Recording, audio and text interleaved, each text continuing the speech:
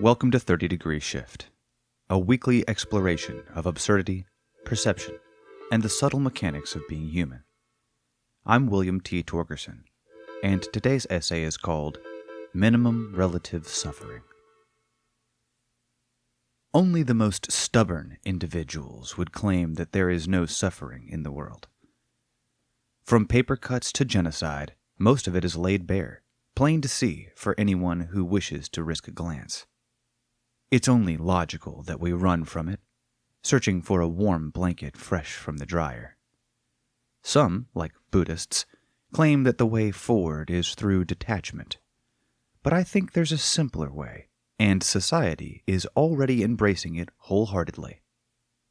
While complete annihilation of suffering remains theoretically impossible, several laws have been discovered which outline methods to decrease relative suffering.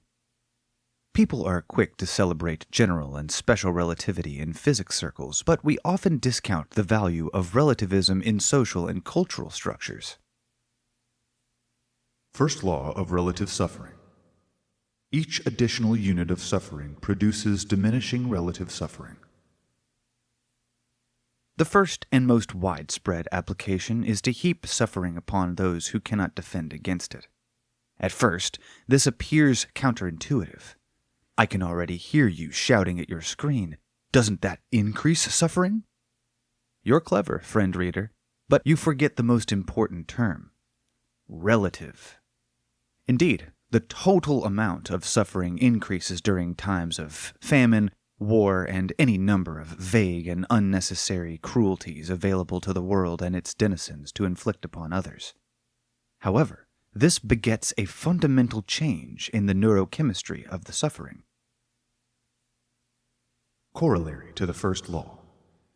As suffering increases, one asymptotically approaches a theoretical emotion named contentment.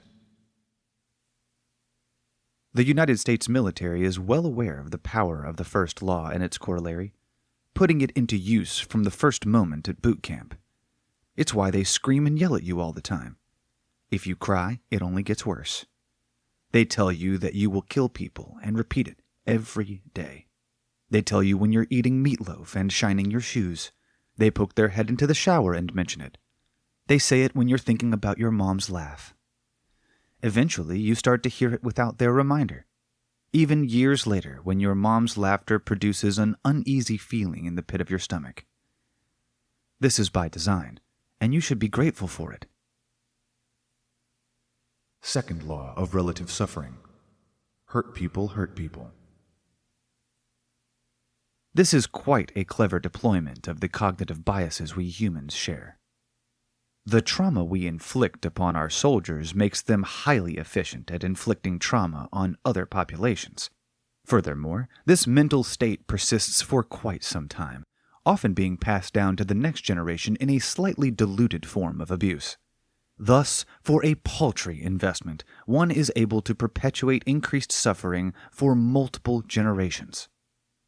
Now here's the magic. The more suffering experienced, the less the next unit of suffering increases the relative suffering.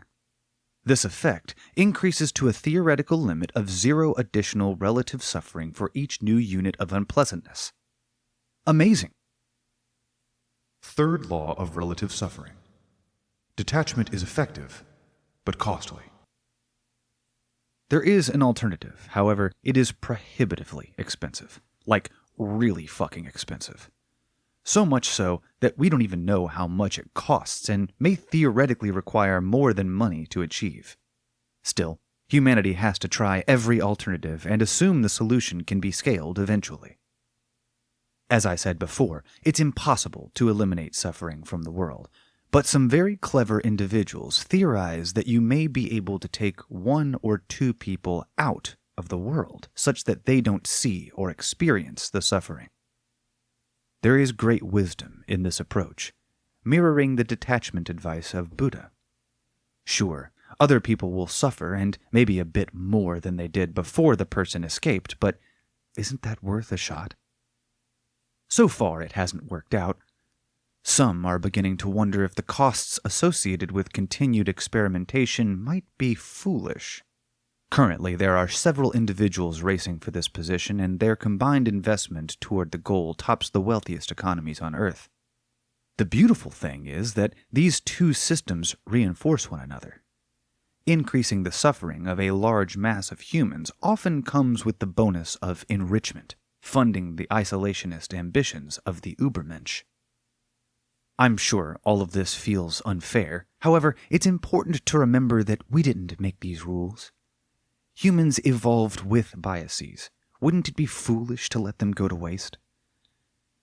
Among those who deride this theory are a small but vocal minority proposing a new hypothesis. I won't go into their approach as it's a bit too woo-woo for my taste, but their argument can be stated thusly. Theoretical axiom of suffering. Suffering is important. I sympathize with their emotional plea, and wish them the best of luck in their search for evidence. However, the preliminary results for meaning remain inconclusive. Far more likely is that it's all just one big coincidence that we're left to deal with.